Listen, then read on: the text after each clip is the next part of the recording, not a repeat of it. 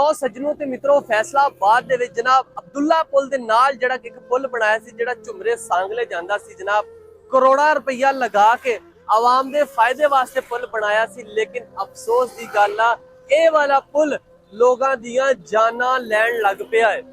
किस तरह जानां लैण लग पिया है और इस पुल दा की फायदा सीगा? मेरे ख्याल दे विच इस पुल दा फायदा 0% सी, क्योंकि कुछ चंद लोगां ने जिहड़ा कि झुमरे या सांगले जाना हुंदा सीगा, इस पुल दी जरूरत सी झाल ते, क्योंकि झाल ते हर वक्त मार्केट दी ट्रैफिक जाम रहिंदी सी, लोग उत्थे मुश्किल दे विच होंदे सी।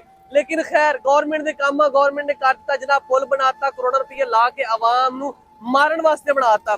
क्योंकि ਇਹਦੇ ਵਿੱਚ 2 ਮਹੀਨਿਆਂ ਦੇ ਵਿੱਚ ਤਕਰੀਬਨ 3 ਬੰਦਿਆਂ ਦੀਆਂ ਡੈੱਡ ਬੋਡੀਆਂ ਇੱਥੋਂ ਮਿਲ ਚੁੱਕੀਆਂ, 3 ਬੰਦੇ ਮਰ ਚੁੱਕੇ ਨੇ। ਉਹ ਕਿਸ ਤਰ੍ਹਾਂ ਮਰ ਚੁੱਕੇ ਨੇ ਜਨਾਬ, ਮੈਂ ਤੁਹਾਨੂੰ ਦੱਸਦਾ ਵਾਂ। ਇਹ ਜਿਹੜਾ ਪੁਲ ਜਨਾਬ ਇੱਥੋਂ ਜਾ ਰਿਹਾ, ਹੁਣ ਦੇਖੋ ਯੂ ਟਰਨ ਤੇ ਮੁੜਦਾ ਪਿਆ, ਮੁੜਦਾ ਅੱਗੋਂ ਜਾ ਕੇ ਉੱਥੇ ਜਾ ਕੇ ਮੈਂ ਪਹੁੰਚਦਾ ਵਾ, ਉੱਥੇ ਜਾ ਕੇ ਮੈਂ ਤੁਹਾਨੂੰ ਦਿਖਾਣਾ ਵਾ ਕਿ ਇਹ ਜਿਹੜਾ ਪੁਲ ਕਿਸ ਤਰ੍ਹਾਂ ਮੁੜਦਾ ਵਾ ਔਰ ਕਿੱਦਾਂ ਉੱਥੇ ਜਾ ਕੇ ਬੰਦਿਆਂ ਦੀਆਂ ਡੈੱਡ ਬੋਡੀਆਂ ਮਿਲਦੀਆਂ, ਕਿੱਦਾਂ ਬੰਦੇ ਉੱਥੋਂ ਵੱਜਦੇ ਥੱਲੇ ਡਿੱਗਦੇ ਆ। आओ मेरे नाल, मैं तुहानूं जाके उत्थों जाके दिखाना वा किस तरह लोगां दी इत्थे जानां निकलदियां पई। आ जाओ लो जनाब, मैं उस पुल ते मौजूद हाँ जनाब। मेरे सामने पुल वा, तुसीं वेखदे इस साइड ते जिहड़ा पुल दा जिहड़ा मोड़ मुड़दा पिया ना, तुसीं मोड़ जरा देखो कि बहुत ही छोटा मोड़ आ, क्योंकि पिछों जदों आ रहा उत्थों आंदे आंदे यकदम मोड़ मुड़ के इस तरह जिहड़ी ट्रैफिक सीधी जानी हुंदी है। और तुसीं इस रोड ते जरा ट्रैफिक वेख लो, मैं कहना ना होण दे बराबर आ इस रोड ते ट्रैफिक। इस रोड के पुल बनाने का सिर्फ यह वजह से क्योंकि जो अब्दुल्ला पुल वाला पुल से जो ट्रैफिक उतरती सी, उतरन के नाल जिहड़े कोई मोटरसाइकिल या कोई रिक्शे वाले ने यू टर्न लैके इधर झुमरे रोड से जाना हुंदा सीगा, सिर्फ उन्हां दे वास्ते थोड़ी जी ट्रैफिक जाम होंदी सी। लेकिन हुकूमत ने करोड़ों रुपया लाता, हुकूमत ने कहा नहीं जी पुल बना दिओ, इहदे ते सारा कुछ कर दिओ।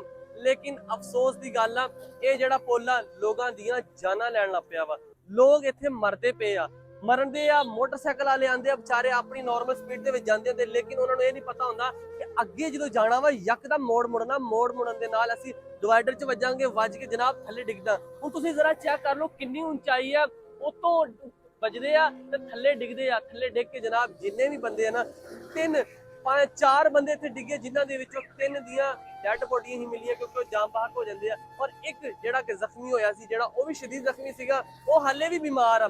लेकिन अफसोस की गल है कि हुकूमत ने हाले भी इस पुल के उत्ते कुछ नहीं किया। जिहड़े इंजीनियर सी उन्होंने जुर्माना किया जाए, उन्होंने कहा जाए तुसीं पुल किद्दां बनाया, खुला बनाना चाहिए सीगा। इंजीनियर ने जिहड़ा करोड़ों रुपये खादा, किस चीज़ का खादा, क्यों खादा?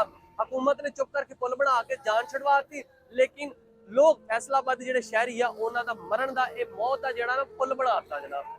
ते बहरहाल इहदे ते सोचना चाहिए जिला इंतजामिया नूं कि कुछ ना कुछ इहदे वास्ते कीता जावे।